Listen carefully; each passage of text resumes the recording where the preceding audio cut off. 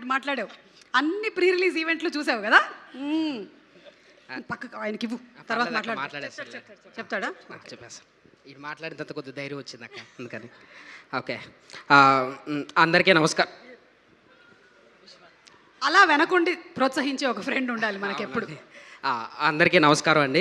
ఇక్కడికి వచ్చిన పెద్దలందరికీ కూడా చాలా చాలా థ్యాంక్ యూ. మా సినిమాని బ్లెస్ చేయడానికి వచ్చారు. ఇంకా చాలామంది రాలేదు. వాళ్ళు రాకముందే కాళ్ళు నొరుకుతాయి, లూజ్ ప్యాంట్ కాబట్టి కనబట్టలేవు. అక్క అలా చూడక భయమేస్తుంది. అంటే సినిమా గురించి మాట్లాడితే అంటే మా కోన సార్ గారు thank you so much sir. మాకు అంటే కొత్త వాళ్ళం కదా, మాకు ఏ బ్యాక్గ్రౌండ్ లేదు. ఇప్పుడు మాకు బ్యాక్గ్రౌండ్ అయ్యారు సార్ మీరు. ఇంకా మా సతీష్ అన్న, ఆయన మమ్మల్ని చూసుకుపోయి ఉంటే మేము అసలు ఇక్కడ ఉండేవాళ్ళం కాదు.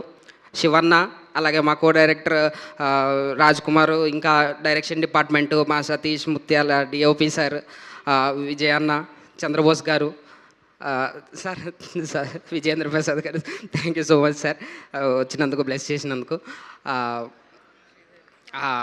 రోషన్ గురించి చెప్పాలంటే సినిమా చూసిన తర్వాత, సినిమా చూసిన తర్వాత కాదు, చేస్తున్నప్పుడు కూడా మామ నేను అది పర్సనల్గా తీసుకోకు, నిజంగా నా మనసులో మాట చెప్తున్నాను.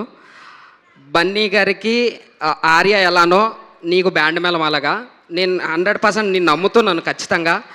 ఇంకా సిరి నీ గురించి చెప్పాలంటే ఇంకో జనరేషన్ వస్తుంది కదా, మమ్మల్ని జనరేషన్ కాదు సారీ ఇంకా కొత్త జనరేషన్ అని కాదక్క అంటే ఇంకా కొత్త యాక్టర్స్ వస్తారు కదా, వాళ్ళని నిన్ను ఆదర్శంగా తీసుకొని వస్తారని నేను నమ్ముతున్నాను. అంత పర్ఫార్మెన్స్ చేసావు నిజంగా, seriously thank you so much అండి. Thank you.